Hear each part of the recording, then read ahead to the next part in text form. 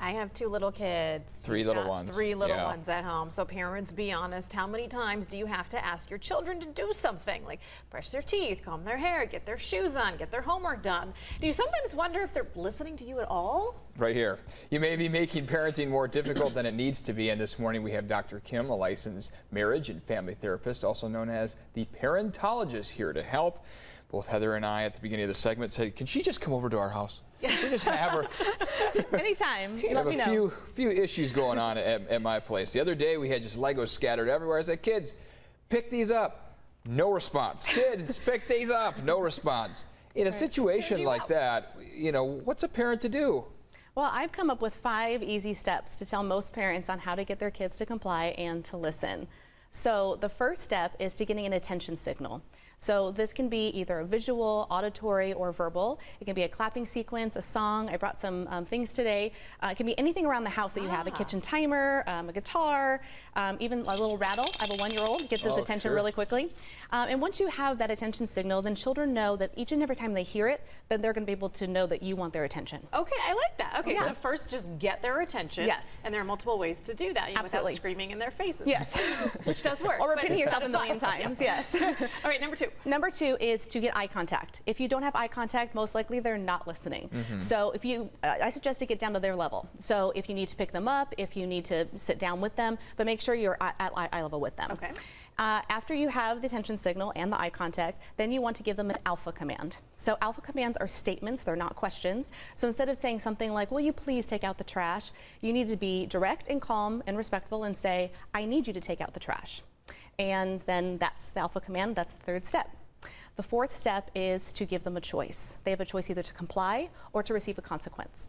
And most kids, now we're getting into the good stuff. Okay? Most children want to comply. They want to please their parents. They want to do the right thing. So most kids will at that point comply, but if they don't, then parents need to follow through with a consequence that's already predetermined that the child already knows that they're going to get. And like I said, what's appropriate if the kid's like, I am not going to take out the trash?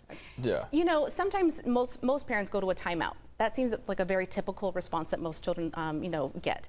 So whether it's a timeout or whether it's what we call a time in, where you actually have the child go with you and actually take the trash out with you, then that's a lot of times something that I suggest to do. So you actually take it out with them, but they're still actually getting the task done. Okay. Yeah. Number 5.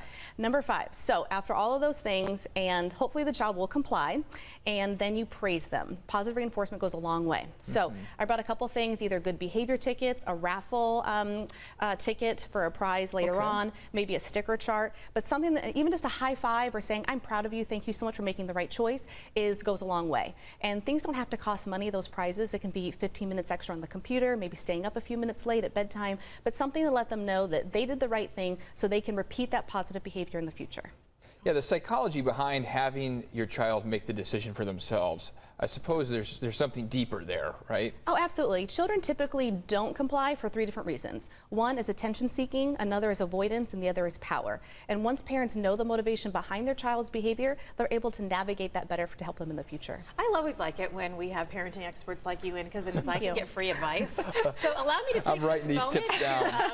Present a scenario that just happened in our house the other day. Sure. It was breakfast time, and my 6-year-old wanted to eat little fruit gummies for breakfast, and my husband told him no, which he responded, I will be upstairs packing my stuff and moving out. Which is a little dramatic, I think, to not have gummies for breakfast. But how should we respond when his response seems over the top? Right. Remind them of the rules. Always go back to the rules in your home. So a lot of times I tell parents to have 3 different rules in their house, and this is all from evidence-based research.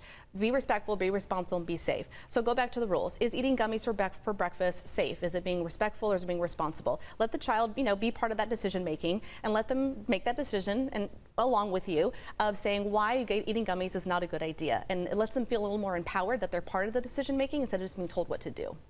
Great. Yeah. So when I responded with, I'll miss ya, when he's planning to move out, that probably... You actually helped him pack up. Yeah, that was... Probably wasn't the right... Yeah, not what Dr. Kim wants us to do. If you missed any of that, you're also starting a YouTube channel, so we'll make sure you pass that along as well so people can pick up those tips as well. And your website is in case people want to go there? Yes, my website is theparentologist.com, and I'll be posting a lot of these tips and things that we talked about today on the blog later, and so people, if they want to come back and refer to it, I'll have that posted up this afternoon. All right, fantastic. Great stuff. Come back, because I know I'll have more stories. Yes, Great. we will. Thank you. Thanks for having me. Daily. Thanks, Dr. Kim. Thank you.